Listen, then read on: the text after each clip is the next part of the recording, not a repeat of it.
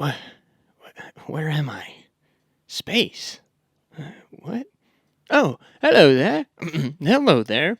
It's been a while, hasn't it? Well, how has it been since I've been stranded in space? The world's gotten worse. Well, yeah, I could have told you that. Well, no fear, 'cause I'm here to waste just a little bit of your time. You're welcome. I figured my return should cover something that can bring a new hope to people's lives. Film trilogy that inspired many following it. A trilogy about family, friendship, fighting evil, and finding the good in even your worst enemies. That trilogy, of course, is Star Wars. George Lucas is a visionary. A graduate of the University of Southern California, Lucas deeply ingrained himself with filmmakers like Steven Spielberg and Francis Ford Coppola. The latter spurred him to adapt one of his short films into a pretty unsuccessful feature-length film. After that, George founded Lucasfilm, and under that company would direct American Graffiti, which is genuinely a great film. Please go watch it. It's good. It's pretty good. It's very good. With that experience under his belt, he set out to adapt Flash Gordon, and when he was unable to acquire the rights, he said, "Screw it, I'll do my own thing." And thus, Star Wars was born, a project that would birth one of the biggest media franchises of all time. In the 45 years since its inception, Star Wars has spawned 3 trilogies, 2 ancillary films, multiple TV shows, and video games. Given that certain products of this franchise are, well, controversial to say the least, Star Wars has become a hot-button issue nowadays. However, what has remained a constant is the love of the original trilogy, so today I will be diving into one of the most beloved trilogies of all time. Stop looking for those power converters, strap in, kiss your sis. No, don't do that. Stop looking for those power converters, strap in, engage the hyperdrive, and get ready because I have a good feeling about this video. Without further ado, for tonight's entertainment, I present you a Star Wars retrospective.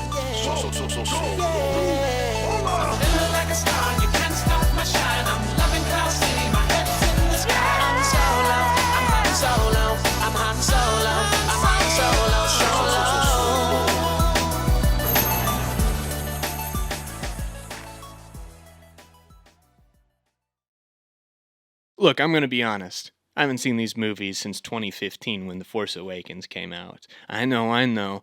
I can hear you saying, "Oh no, you're a fake fan." Shut up. Just shut up. This actually gives me the perfect opportunity to compare my childhood view of the trilogy and compare it to a fresh, big boy perspective to really look at how it aged. So let's get started.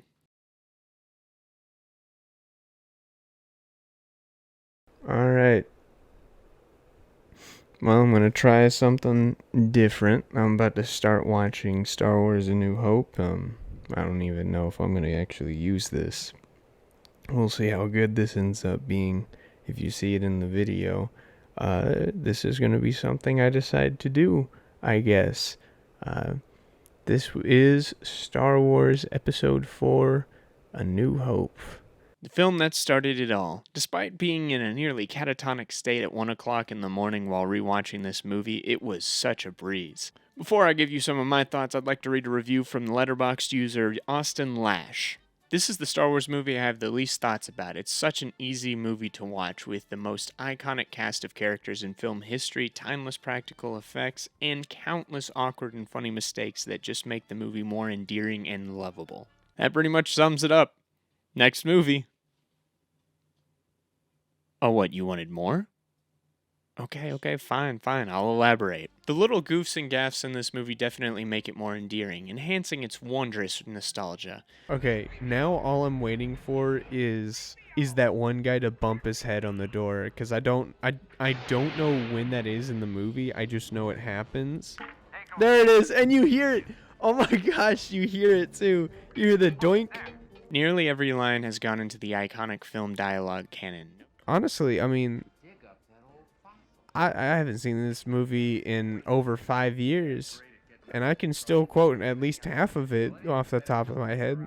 No spoken word is wasted. Luke casually mentions a former farmhand and friend named Biggs who has gone on to bigger and better things. Boom! Biggs shows up in the final act, adding some sort of weight to the mass slaughter of the Red and Gold Squad. legs! No!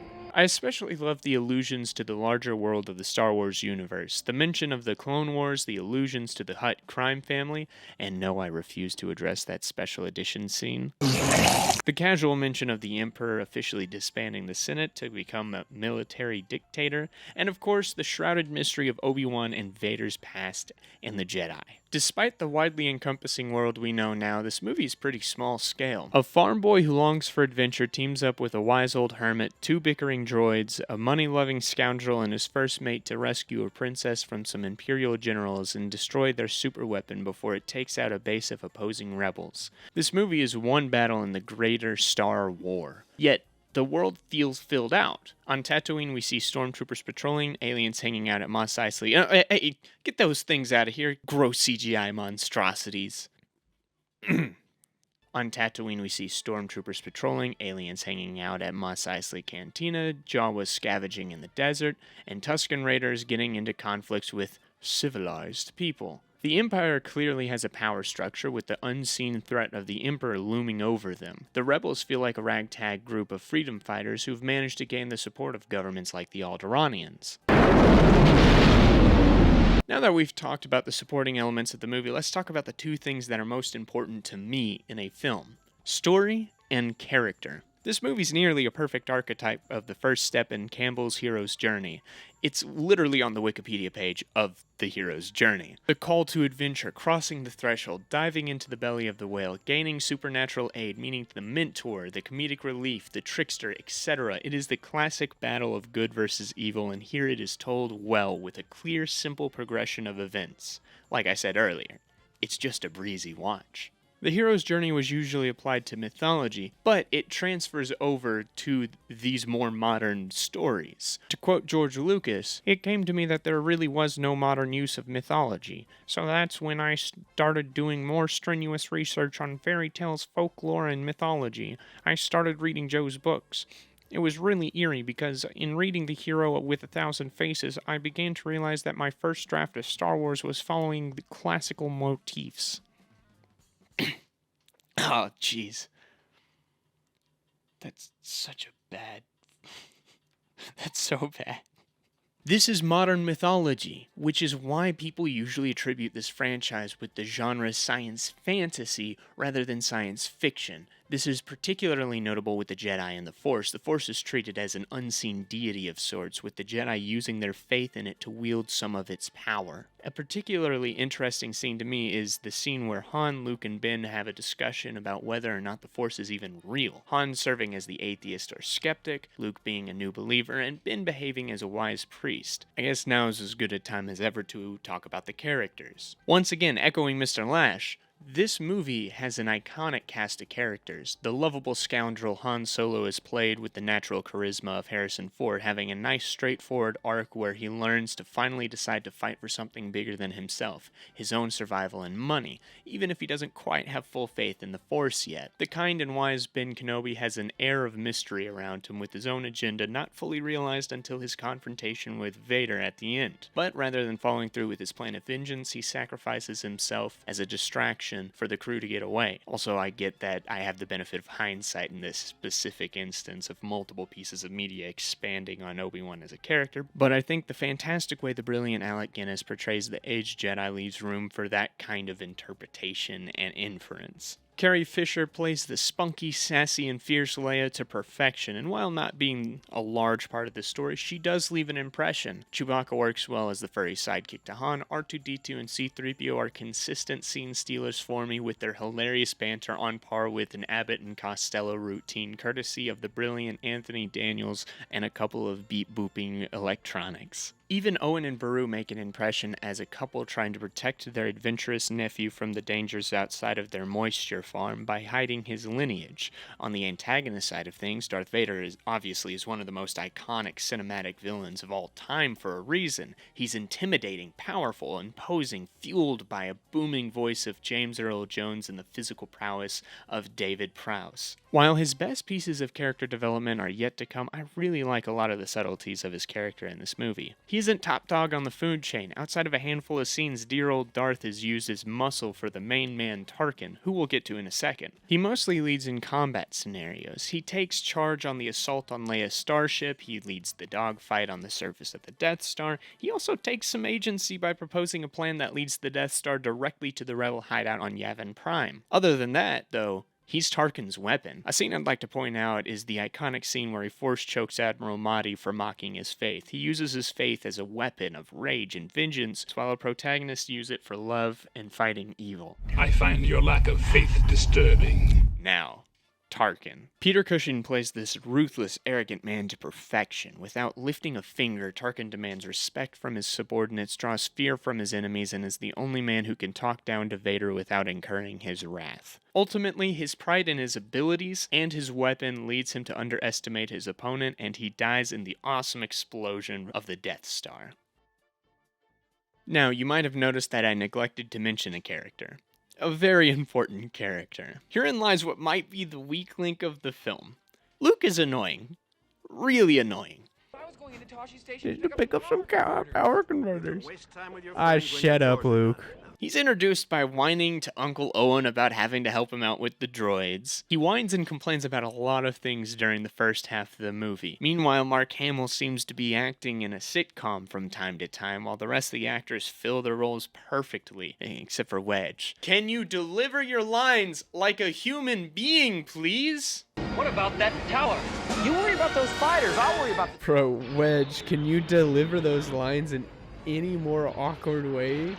However, I must stress that once he leaves Tatooine and embarks on a grand adventure, both Mark and Luke settle into their roles and naturally fill the position of hero. He grows on you. By the end, he learns to put faith in the Force and allow it to guide him, becoming a hero to the rebels. The awkward and annoying start with Luke is forgivable, and it's not a massive detriment to the film. It should be noted that this is the beginning of Luke's hero's journey. He's still a kid learning about the world and coming into his own. He doesn't necessarily need to be the best in this film. His better character qualities are yet to come. Overall, this is a great start to the trilogy, a simple retelling of the hero's journey with iconic characters taking place in a large, complex world. As you may have noticed, I've been picking up on themes of faith, which I will continue to look at as we watch the next two films. This is truly a piece of modern mythology, if the massively expansive world tells you anything. Anyway, on to Empire.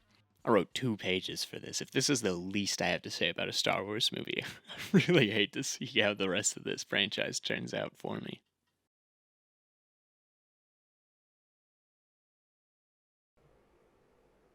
Alright, folks, we're about to start watching episode 5, Empire Strikes Back, and we're watching it at somewhat of a decent hour. It's currently 8:45, so hopefully I'm going to be a little more awake for this one.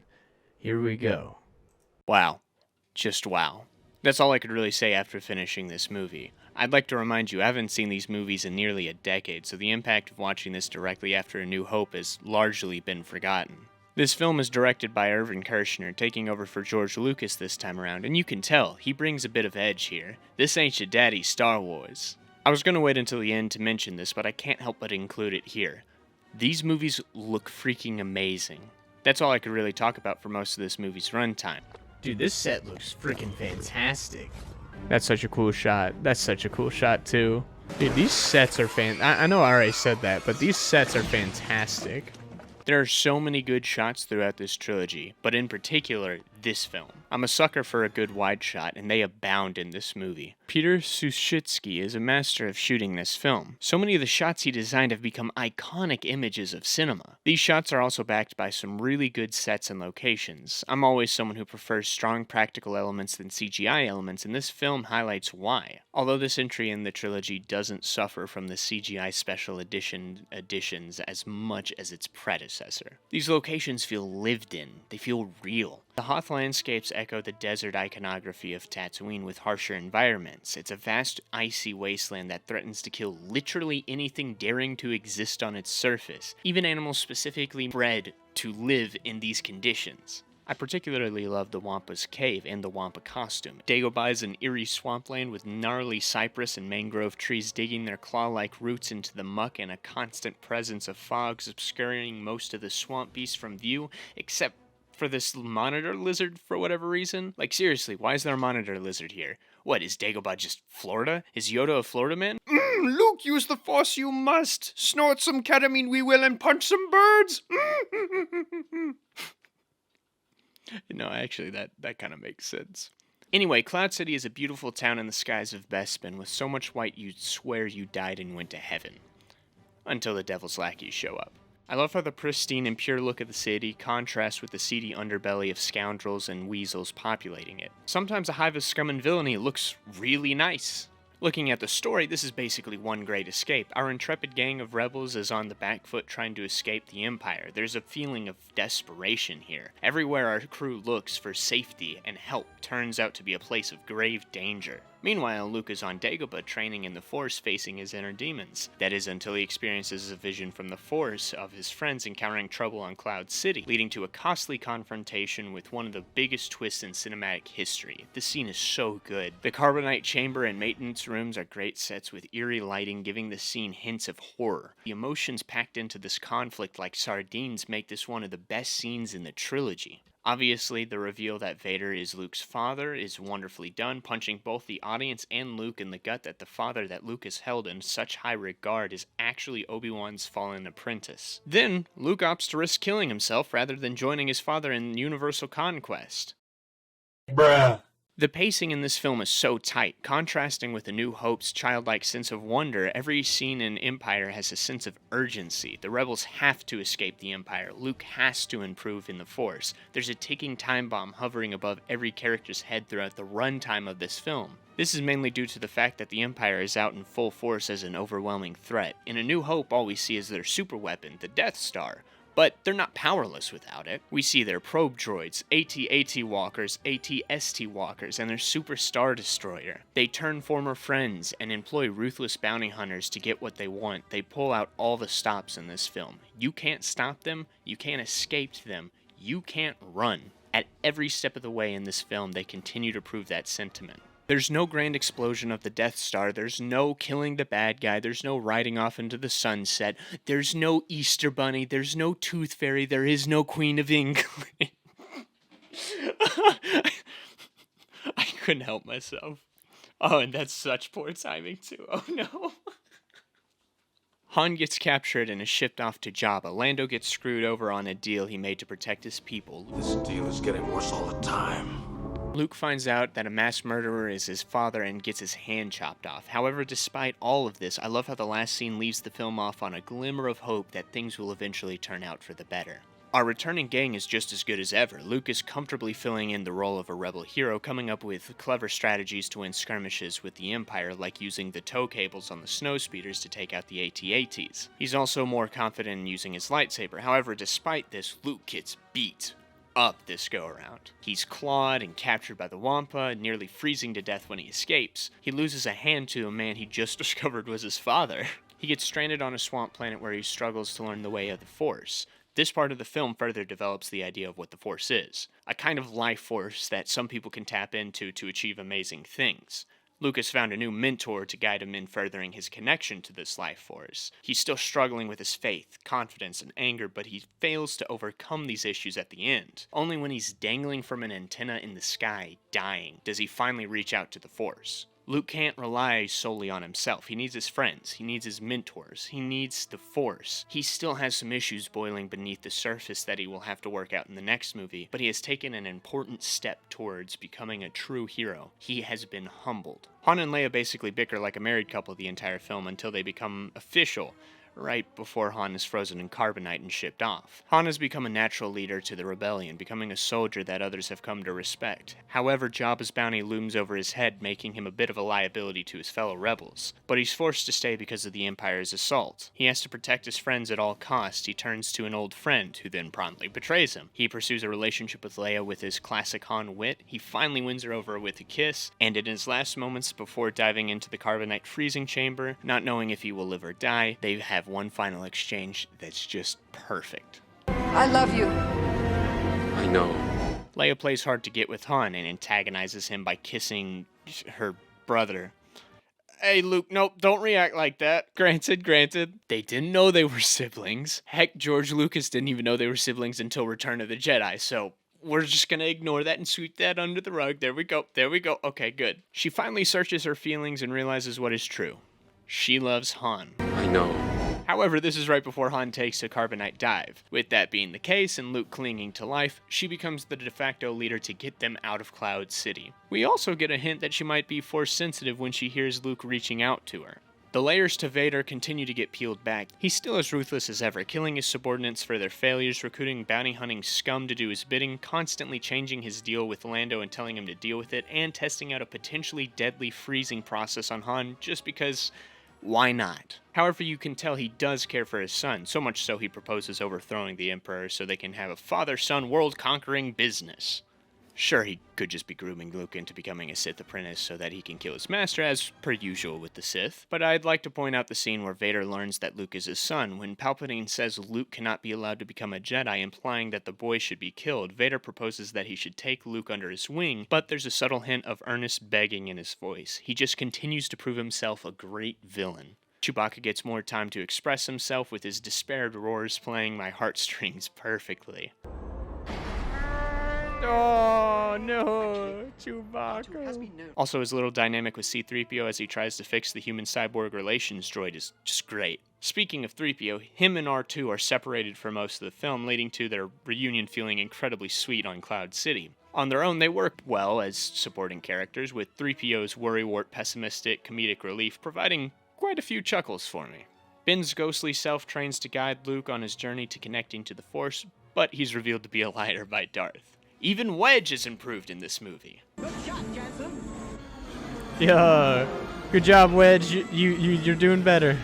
As for the new characters, Lando is the smooth and suave leader of Cloud City. Billy D. Williams is so charismatic as a man trying to keep his mining project hidden from any prying eyes. He doesn't even want to be involved in this war. He's forced to choose his side while all he wants is to survive. Yoda's great. The great Frank Oz plays this crazy little Muppet man to perfection. Yoda's introduced as a crazy swamp hermit, but is soon revealed to be a Jedi master in hiding, unwilling to train yet another child who is unprepared to face the Sith. He doesn't want to create another Darth Vader, but he eventually gives in, trying to make Luke understand the dangers of the dark side of the Force. However, he cannot dissuade Luke from going to help his friends before completing his training, so he has no choice but to let yet another unprepared student go. Even the minor characters are fun and memorable. Lobot is a neat little assistant for Lando. Boba Fett is a cool bounty hunter with awesome Mandalorian armor, though I am dreading his fate in this next movie. The Emperor is finally introduced via a hologram, giving us a face for the ultimate opponent for our characters to defeat. And last but certainly not least, Admiral Piet is the unsung hero of the Galactic Empire, so much so that there are countless YouTube videos singing his praises. On the topic of the legendary Admiral, I'd like to say something I noticed while watching this film. The Rebels are kind of boring. Besides our main crew and Wedge and Biggs, the Rebels so far have been populated by a bunch of people whose only personality is, "Oh boy, time to take down the Empire!" I don't know why I chose to do Mickey. Mickey would be the Emperor in this instance. Oh my gosh. The point is, they're virtually indistinguishable from each other. Compare that to the Imperial officers. Discounting the previously mentioned Grand Moff Tarkin and the unkillable Admiral Piet, the Empire is populated with different personalities that make the Empire feel a bit more lived in. In A New Hope, Mahdi's only in a couple of scenes, but he clearly is someone who mocks the idea of the Force and the Jedi, the edgy atheist of the Star Wars universe, if you will. In this film, Azel doesn't respect Vader's authority, choosing to do things his way, catching him an early grave. Veers is a man that specializes in ground combat, commanding AT-ATs on Hoth, and finally Nita is a man of some integrity, throwing himself before Vader for his crew's failure, allowing their lives to be spared. Until we get guys like Akbar, the Empire just kind of has more interesting minor characters. However, that's besides the point. Overall, this movie is just firing on all cylinders. The pacing's so good, this movie just flies by. The characters are as good as they get, and there's a great ending in which our protagonists lose, but hope still prevails. Now, let's wrap this whole thing up with Return of the Jedi.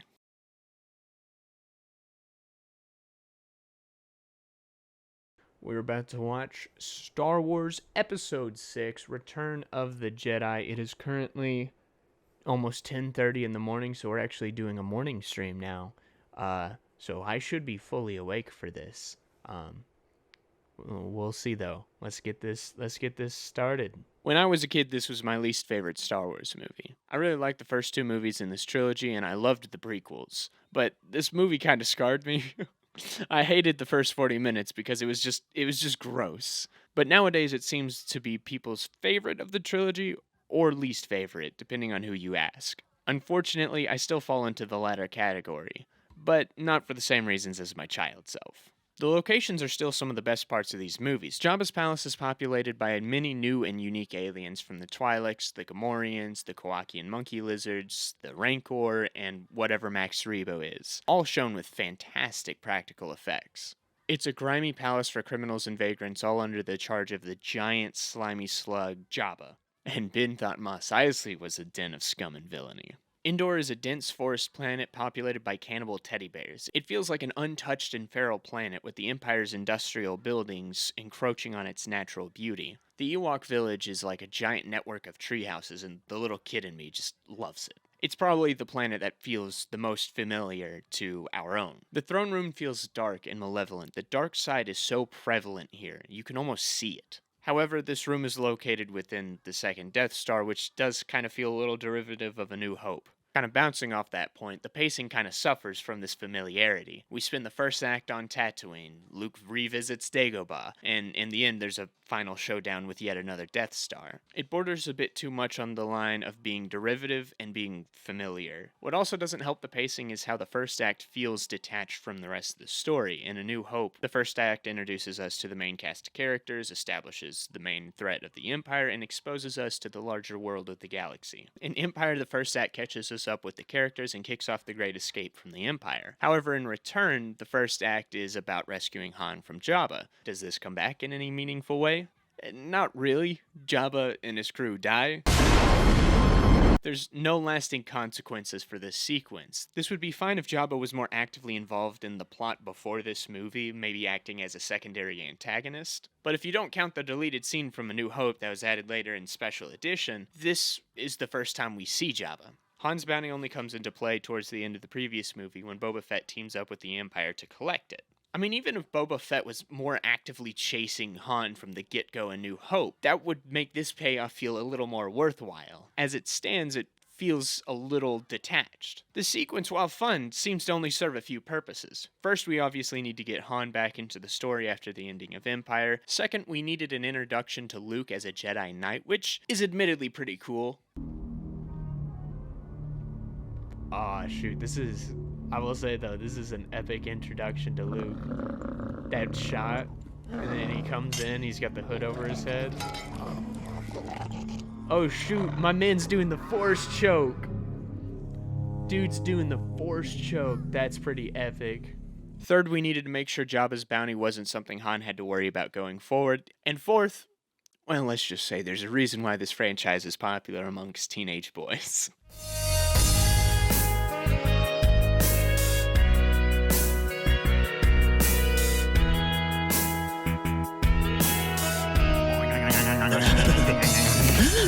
I think the plan needed to be simplified, and that would have helped with the messy pacing of the movie a bit. Oh, and Luke inexplicably has a new green lightsaber that I assumed was Yoda's at first, but then Vader says that Luke built it. Not really sure where Luke learned how to build a lightsaber on his own, since he also says that he hasn't gone back to Dagobah since he left in Empire Strikes Back, so I don't know when this comes up. Granted, he has clearly grown with the Force, so I guess the Force guided him in constructing a lightsaber. We'll go with that. I'll give it a pass. Anyway, after their escape, Luke goes back to Dagobah to visit Yoda and continue his training. There's one problem, though. Yoda's dying. On his deathbed, Yoda confirms that Luke has learned all that he needs to know about the Force. He warns him about the Emperor, and he tells Luke that Leia is his sister, which is kind of convenient that they had met before, but the Force works in mysterious ways, I guess. Yoda then dies, going off to be a Force ghost. Good luck, I wish you, with killing your father. See ya! The rest of the movie deals with the Battle of Endor. This feels like a proper military skirmish with actual strategies and tactics used by both sides in order to win. We have dogfights in space and ground battles between foot soldiers, all while the leaders fight within the main base. The Emperor clearly has the advantage within this fight, weaponizing the dark side of the Force to predict the rebellion's every move. However, he failed to account for two things: his apprentice turning on him, and killer teddy bears. Okay, look, at first I did not mind the Ewoks. They had a fun culture, and I enjoyed that they were a little too eager to eat human beings. But the fact that they were the turning point, not just of this battle, but the defeat and utter destruction of the Empire pushes my suspension of belief a bit too much. If the Ewoks relied more on their traps and tools to take out elite soldiers of the Galactic Empire, I'd be more fine with it. Like this I'm okay with. Even this, the logs, sure, why not? But throwing rocks at armor-covered soldiers and somehow taking them out, or beating them with sticks, is a bit silly. This maneuver should not be effective. Ewoks do not have the body mass to knock out a fully grown man by slamming into him. They must be some dense teddy bears if they're doing this crap. What are these Ewoks, secretly Superman or something? I don't know. Also, spears and arrows should not be able to penetrate this armor, especially when we just saw earlier Wicket used a spear on a scout troop, and this was his reaction.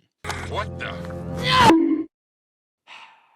But I guess this is just a reflection of how this is a sillier movie, almost overcorrecting from the previous film's darker tone. However, the silliness does clash with the genuinely great moments of drama and darkness. I started to get whiplash when the movie kept hopping between Luke nearly killing his father and tiny teddies taking out troopers. However, the tonal clash and the messy story are softened by the characters continuing to be great. Luke has now become a Jedi Knight, seemingly training on his own in the Force. His skills have been honed to where he's operating at peak Force performance. His strategic skills have also developed to where he comes up with master plans that feel like he's giving Danny Ocean a run for his money. He also rejects Yoda and Ben's request to kill his father, choosing to indulge in his feelings for the fallen Jedi, leaving him open to the dark side. This comes to a head when he witnesses his friends being slaughtered while being mocked by the Emperor. He gives in to his anger, nearly killing his dad, returning the action Vader did to him on Cloud City. He even has the robot hand, the black hand, he's looking at it like Vader is... Oh my gosh, that's so clever! Oh, that's so clever! Oh my gosh, and it's the same hand, both the right hand. Oh, that's so clever. I love that. He physically sees himself becoming more and more like Vader, as well as internally. He rejects the Emperor's offer to join him, choosing to die like a Jedi, then live as a Sith. He only lives because his father saves him. He succeeds in his mission to save Vader, and gets to share one last moment with him where he gets to see his face for the first and only time. Han, upon being freed from his imprisonment, becomes a captain in the Alliance, tasked with leading a ground assault against the Empire's base on Endor in order to lower the shields around the new Death Star. He has a little drama with Leia thinking she's going to leave him for Luke, and he resigns himself to that fate and supports her decision. Obviously she doesn't because, siblings. So they get to live happily ever after. Leia puts herself on the line to save the man she loves and gets captured by Jabba, becoming his slave. The more I think about this, the more I think this unlocks some messed up proclivities for some people. Yikes. Bring out the gimp. She finds out that Luke is her brother and that she's Force sensitive, opening her up to honing those abilities. For some dumb reason, she doesn't tell Han that she's Luke's sister, leading to that pointless conflict I just mentioned that only really existed in two scenes. One where it's introduced, and one where it's resolved. But, I'm glad her and Han got to live happily ever after. Chewbacca continues to be incredibly charming and adorable. His dynamic with Han is just as great as ever, and I love that he leads his furry brethren in an attack on an AT-ST walker at the end. R2-D2 and C-3PO continue to be fun supporting characters. For whatever reason, it seems like 3PO was the only person not included in Luke's super elaborate escape plan on Tatooine, which... it's kind of funny to me. Lando becomes a captain in the Alliance, much like Han, and he gets his chance at redemption by saving Han from Jabba and destroying the Death Star. We get more of a backstory for Ben Kenobi and his relationship with Vader, giving us an insight into why Ben lied, and even Darth's own past. Yoda dies and becomes a Force ghost, sending off a very great character in a very touching scene. I've now done a 180. I'm a fan of Wedge. At this point, he feels like a veteran, being the only rebel fighter who's not part of the main crew to be a part of every main clash with the Empire and survive. He even gets to destroy the Death Star in this, and as a reward, they let him out of his ship to actually interact with other people face to face.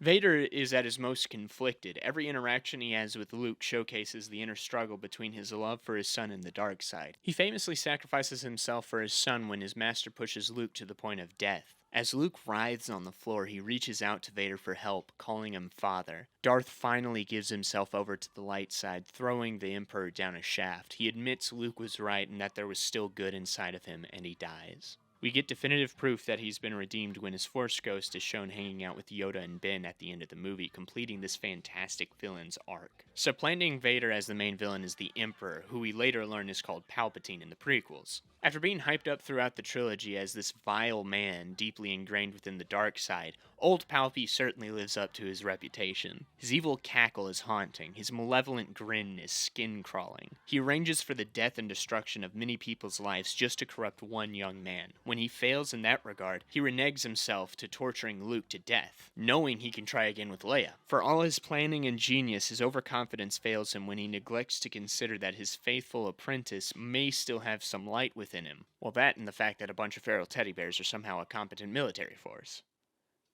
Sorry, I can't get over that. Admiral Piet looks like he's aged, but on the bright side, he's now in charge of the Superstar Destroyer. Unfortunately, he feels a little underutilized in this movie, dying without contributing much. Speaking of underutilized, Boba Fett, after having his reputation built up as a skilled bounty hunter, just kinda dies in the most underwhelming way you could have come up with. Well, I guess he doesn't really die since he got his own show, but from what I hear, it doesn't do him any favors. As for the new characters, Jabba the Hutt is a disgusting mob boss with an excellent practical puppet depicting him. He's ruthless and gross and very hateable.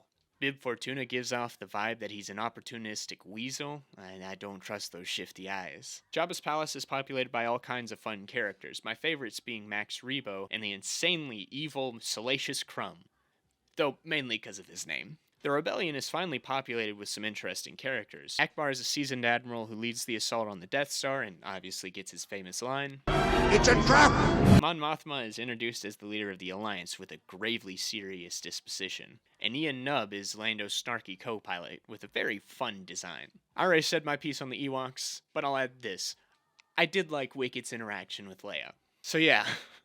This is an incredibly messy movie that had some things that really stretched my suspension of disbelief. Despite the flaws in this movie's story, the characters are still really great, though some are a little underused. And the silliness makes for a really fun movie. It sucks that the trilogy ends on a relatively underwhelming note, but it's still a good time, and a fun way to end this story.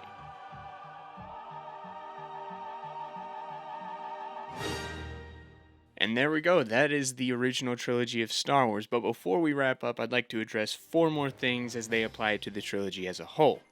Every movie in this trilogy ends with a climactic lightsaber fight. While I'm not a professional swordsman who can go frame by frame through every fight scene in these movies like a certain Aussie Mormon on this platform, I can still tell none of them have the fanciest choreography, but they serve their respective movies fantastically. Any fight between 2 characters still needs good techniques, but they also must serve each character well. In A New Hope, it's clear that the crew is still trying to figure out the proper mechanics of lightsabers. However, both fighters are aged Force users who haven't had to face any of their ilk in years. It's a little clunky, but it's forgivable. In Empire, it's clear that Vader is the more competent fighter, with Luke flailing around trying to hold his own. Vader uses the Force to attack him with projectiles, and his swings are quite obviously not kill shots. While this would be an obvious flaw in a fight to the death, Vader's goal here is to prove the power of the dark side and woo Luke over to it. In return, Luke is now much more seasoned as a swordsman, but his goal now is to win Vader over to the light side. However, Vader still wants to win Luke over to the dark side, choosing to taunt him more than kill him. But he pisses Luke off to the point where Luke, in a fit of rage, overpowers Vader not with skill, but with sheer angry strength.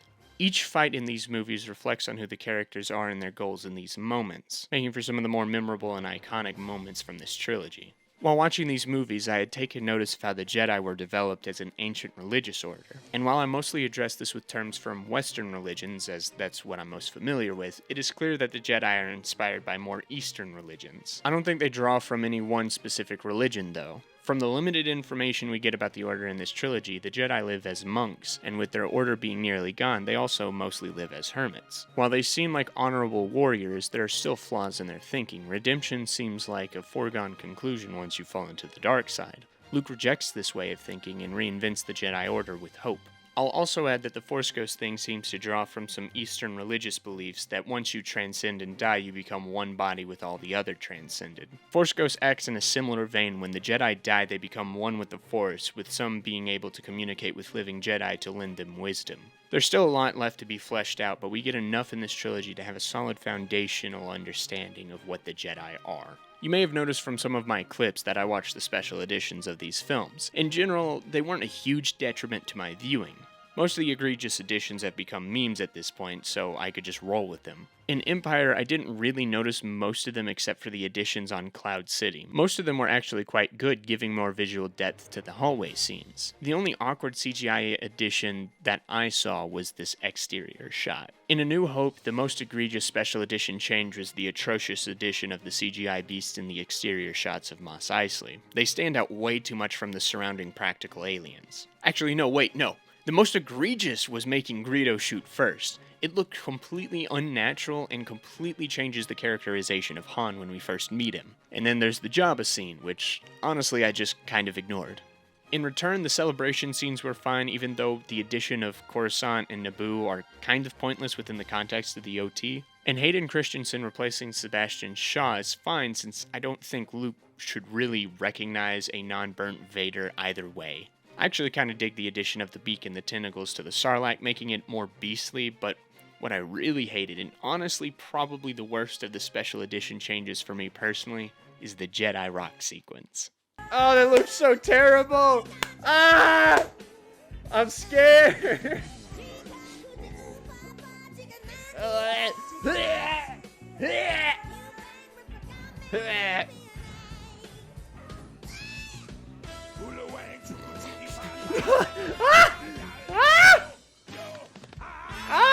No! Get that out of my face! Oh my gosh. Help me, somebody. I know I didn't cover everything, and frankly, you could just look it up on Wikipedia to see every change, and there's YouTube videos out there. But those are the main things I noticed while watching these movies. Finally, the world building in these movies are pretty well done. While not as in-depth as the worlds of Westeros and Middle-earth, the Star Wars galaxy still has a broader scope that we understand enough for the story to work. We understand the general culture of Tatooine, the structure of the Empire, the ways of the Jedi, and some of the events preceding this story. The world feels lived in, even if we don't have a full picture of everything within it yet. George clearly left some stuff out that could be explored later. And there we go, that was the original Star Wars trilogy. Despite its messy ending, the Star Wars OT was still an incredibly fun time. There are some great sequences in each movie with incredibly effective moments of drama and humor, demonstrating a delicate balancing act of being able to appeal to both children and adults. The characters are iconic faces of cinema, even though it feels like by the end some of them don't get much to do. Luke is the clear favorite for me. I never liked him much as a kid, but seeing him grow and change as an adult was very compelling. He starts as a whiny moisture farmhand longing for adventure only to get it through tragedy. He aspires to be like his father and become a Jedi, but he learns that the evil man he's been fighting is the father he aspires to be. Despite having darkness inside of him, he rejects it and embraces hope, pursuing redemption for his father even if Vader is resistant to it. In the end, he completes the hero's journey, becoming a skilled Jedi Knight, defeating the Empire and saving his father's soul. While not perfect, this trilogy encompasses the classic hero's journey, so it's not hard to see why it's become one of the biggest franchises ever. What the series does with this popularity, well, we'll see at a later date. For now, I'll say this trilogy, while flawed, definitely earns its reputation and high praise. Now, what else do you want to talk about? I haven't been able to talk to anyone in years. I have a bunch of things we can go over. House of the Dragon, She-Hulk, that Halloween trilogy, politics, COVID, Ukraine. Hey, where are you going? No, don't leave me here. No, come back, please. I don't want to be alone again. Hey everyone, thank you for watching. I genuinely am very appreciative that you guys watched even this far. This video took me 2 months to make. Was a lot of hard work poured into it, but you know, the process was a lot more painless than the regular show video, which almost burnt me out of making videos altogether. But all the people who watched it and left comments and likes and encouraged me to keep making it. This is basically here because of you. So I'm very appreciative about that. So hopefully I can get to uploading with some consistency or regularity. I have 2 videos that I want to make before the year is done, so hopefully that can happen. I'm already working on the script for one of those videos, so hopefully that can be put out sometime in December. So keep your eyes out for that. But yeah, guys, thank you for watching. Leave a like, but below. Leave a comment telling me what you thought about the video, telling me what you thought about the Star Wars movies. Tell me what you want me to talk about next, because I'm kind of enjoying doing the retrospective thing now. But yeah, click here to watch the regular show video, which I guess will be the first of a long line of videos that I'm going to start doing now. And click here to subscribe. I will really appreciate a subscription. And yeah, thank you guys for watching. I hope you have a great night. Have a great life. I love you all. Bye-bye.